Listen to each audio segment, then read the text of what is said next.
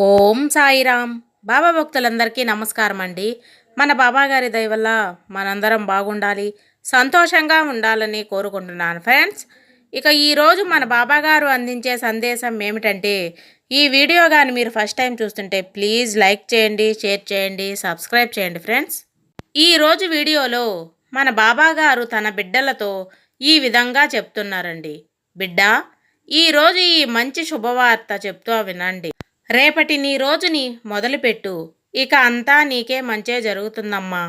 నీ తండ్రిపై నమ్మకం ఉంచి వెంటనే ఈ సందేశం విను తల్లి అని బాబాగారు అంటున్నారండి. ఇంకా బాబాగారు తన బిడ్డలకు ఏం చెప్తున్నారంటే, బిడ్డ, నేను ప్రతిరోజు నీకు చెబుతూనే ఉన్నాను కదా, నీకు అతి త్వరలోనే మంచి రోజులు రాబోతున్నాయని, మీ జీవితం మారబోతుందని, మీ ఆశలు నెరవేరుస్తానని. ఇప్పుడు ఆ సమయం వచ్చిందమ్మా. నీ జీవితానికి కావలసిన మంచి దారి నేను ఏర్పరుస్తాను. ఈరోజు ఈ మంచి వార్త విని, ఈ శుభకరమైన వార్తతో రేపటి నీ రోజుని మొదలుపెట్టు. అన్నీ నీకు శుభకరంగానే జరుగుతాయి బిడ్డ. నువ్వు తలపెట్టిన పనులన్నీ పూర్తవుతాయి. నువ్వు నన్ను కోరినవన్నీ జరుగుతాయి. రేపటి రోజు ముగిసేలోపే నువ్వు నీ మనసులో నాకు ధన్యవాదాలు కూడా చెప్తావు. అవును తల్లి, నీ రాక కోసం ఈ తండ్రి నా గర్భగుడిలో ఎదురు చూస్తూ ఉంటానమ్మా. వస్తావు కదూ తల్లి. ఈ సాయి మాట నిజమైన తరువాత నువ్వే పరుగెత్తుకుంటూ నా దర్శనం కోసం వస్తావమ్మా. ఆ పూర్తి నమ్మకం నాకుంది కాబట్టి వెంటనే నీ సాయి చెప్పేది విను తల్లి. నీకైన వార్త ఇది. ఎప్పుడు నువ్వు నన్నే ప్రార్థిస్తూ ప్రతి క్షణం నన్నే తలుచుకుంటూ ఉన్నావు. నీ ప్రతి సమస్య, కోరిక అన్నీ నా కళ్ళల్లోకి చూస్తూ చెబుతూనే ఉన్నావు. అవన్నీ నేను వింటూనే ఉన్నానమ్మా. మరి మీరు ఎందుకు మౌనంగా ఉన్నారే బాబా అని అడుగుతున్నావు కదా. నేను మౌనంగా కూర్చోలేదు తల్లి. నీకు కావలసినవి, నువ్వు కోరుకున్నవి, నీకైన పనులు నేను చేస్తూనే ఉన్నాను. అవును బిడ్డ, నా పనులు నీకు కనిపించకపోయినా సరే, నన్ను నువ్వు గుర్తించకపోయినా సరే, నీ పనులన్నీ నేను చేస్తూనే ఉన్నాను. కొద్దిగా ఓపికగా ఉండు, అన్నీ నేను మార్చేస్తాను. నా ఆజ్ఞ లేనిదే ఇక్కడ ఏదీ జరగదని తెలుసుకో. ఇది అక్షర సత్యం తల్లి.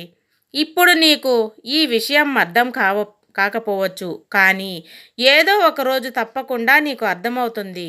అది ఎప్పుడో తెలుసా? నువ్వు కోరింది నేను నీ చేతిలో పెట్టినప్పుడే నా లీలలన్నీ నీకు అర్థమవుతాయి. ఆ క్షణం నువ్వు కొండంత ఆనందంతో ఈ తండ్రిని వెతుక్కుంటూ నా దగ్గరకు వచ్చి కృతజ్ఞతలు చెప్పుకుంటావు. ఆ రోజు అతి త్వరలోనే రానుంది తల్లి. నీ కంటికి కనిపించకుండా నీ సమస్యలన్నీ ఒక్కొక్కటిగా నేను విడిపిస్తూనే ఉన్నాను. నువ్వు నా దగ్గర పెట్టిన ప్రార్థనలన్నీ నేను తీర్చబోతున్నానమ్మా. నేను ఎప్పుడూ నీతోనే ఉన్నాను. నీ మనసులో ఏదైనా ఒక ప్రశ్న మొదలైతే దానిని నేను పరిష్కరిస్తాను. నేను చేసే కొన్ని పనులు నువ్వు చూడగలుగుతున్నావు తల్లి, కానీ వాటిని నేనే చేశాను అని గుర్తించడం లేదు. నువ్వు గుర్తించే రోజు అది దగ్గరలోనే ఉందమ్మా.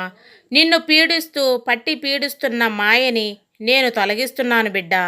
నేను నా సమాధానాలు చెప్తూనే ఉన్నాను, కానీ నువ్వు వాటిని చూసే పరిస్థితుల్లో లేవు తల్లి. దిగులు పడకు. నేను ఎప్పుడూ నీ పక్కనే ఉంటాను. నీకు కనిపించకపోయినా సరే నీ పనులన్నీ ఈ తండ్రి జరిపిస్తాడు బిడ్డ. ఇప్పుడు నువ్వు ఒక శుభవార్త కోసం ఎదురు చూస్తున్నావు కదా. సరే, అది నేను అందిస్తున్నాను. ఈ శుభదినాల నీకు ఒక విషయం చెబుతున్నాను, విను.